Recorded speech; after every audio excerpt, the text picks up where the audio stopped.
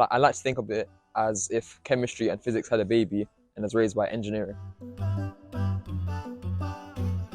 We're quite far out from the city centre, but I think that comes with its own benefits. It's really quiet. We have this own sense of community here in the college. Like, I've got a lot of friends here, and I think it's very friendly, inviting, and it really represents me. There's a lot of diversity here, and I really feel at home at St. Anne's. So I've got a large windowsill opposite the quad, which is quite nice. I've got an ensuite as well, which is really good. A lot of first years don't get the opportunity to have an ensuite, so I've been blessed in that aspect. I've got a study desk as well, so it's useful for when I want to study in the mornings. So for example, I was doing a tutorial sheet this morning that is due later on. My favourite thing is the coffee shop. Like, I'm always there with the cheese and tomato toastie for brunch. It is so nice. I don't know how to put it into words. Like, the cheese and tomato toastie is the most amazing thing known to man. If you ever come to St. Anne's, I highly recommend it. Typically have about 2 to 3 hours of lectures, then 2 to 3 hours of class. So this would be like a seminar with 5 or 6 people where we go through some problems.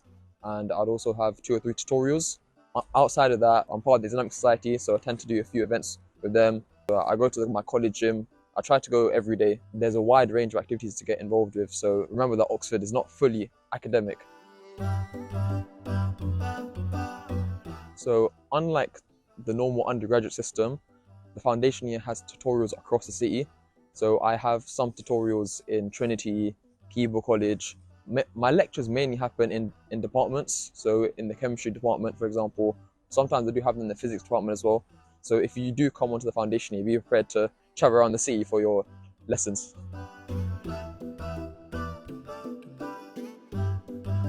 So my favourite spot to study right now is the Radical Science Library. It is right next to the Natural History Museum, and it's right next to the prayer room as well. So if I wanted to take a break and get my mind off things, I typically have a wander through the museum, look through all the artifacts, the dinosaurs, and then obviously if I need to pray, I go straight to the prayer room. There's also like a little coffee shop right next to the Radical Science Library. So on a cold day, just get a nice warm coffee to heat me up. But occasionally I do come to the college library, especially if it's a late night when the science library isn't open. Since the college libraries are open 24 hours, there's some all-nighters which need to be pulled, and you find me in the college library at them times. One is the fact that you have world-leading professors and tutors and fellows. Like, their knowledge is immeasurable. They have a wide, not only breadth in the subject, but also depth. So I could ask them a completely unrelated question to the topic, and they'd be able to answer it just like that. And another thing is the people here at Oxford. Like, it's such a wide range of different people from a load of different backgrounds. I've got a couple international friends from India, from Belgium, and it's nice to be able to meet people from all around the world while still being in Oxford. So it would normally be me and my friends go get some food, chill in a JCR for a bit, play some table tennis or some PlayStation. On the weekends, there's more events, so I might go to an Islamic Society event, or occasionally there's some talks held by departments. Even though I don't study maths, there's an interesting talk about maths and how English literature correlate. And at first I thought, how can this make sense? Maths and English literature are such different subjects. But as I went and I learned more from the speaker, I was like, wow, maybe the world is more correlated than I thought. And the multidisciplinary aspect is really there. So I would highly recommend looking at the wide variety of events that are held here at Oxford. University Park's quite cool, so occasionally I do go there to just have a run around. Another one of my favourite places is Port Meadow, really, really large countryside park where there's like cows and horses, and I go there for a walk at sunrise. So you see the sunrise past this river, and then just like cows and horses. I don't know, maybe it's me because I'm a city boy, but like that's such a juxtaposition to where I'm normally growing up, and it's nice seeing like a different part of the UK. Highlight, I'd say it's probably the very first formal that we had as part of the foundation year. I was able to have the opportunity to have a formal at Somerville College. At first I was really, really scared because I had never been to a formal dinner before. So the thought of me putting on a suit and tie, looking at 4 different forks and which one to use. But as I went there, I realized formals aren't really that formal. Like, no one cares which fork you use. And what's more, the principal over there, like, she really welcomed me and made me feel like I was meant to be here at Oxford. Like, I'm not an anomaly and I deserve to be here.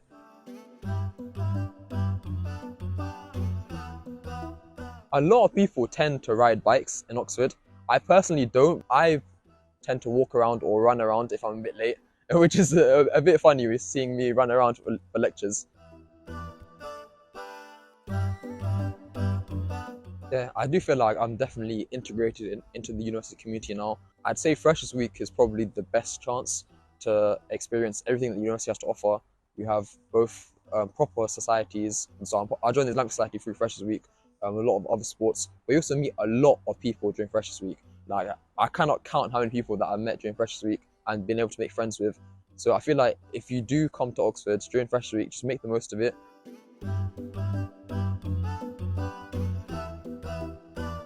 I feel like you should consider applying for the foundation year if you think that the bridge from A levels to university is too much for you to handle, or if you want to have a taste of Oxford without necessarily forcing yourself into doing the other 3 years.